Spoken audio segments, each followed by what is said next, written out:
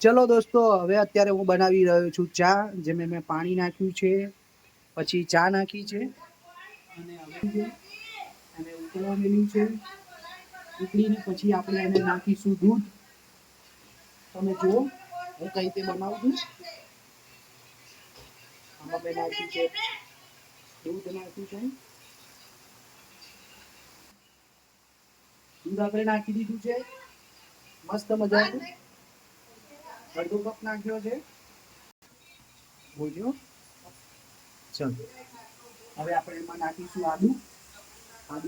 આદુથી શું છે કે તમારે શરદી ના થાય, ઉધરસ ના થાય, એવું બધું ના થાય એના માટે આપણે આદુ નાખ્યું છે. આદુ ઉકળવા દો, પછી જોઈએ આપણી ચા કેવી બને છે.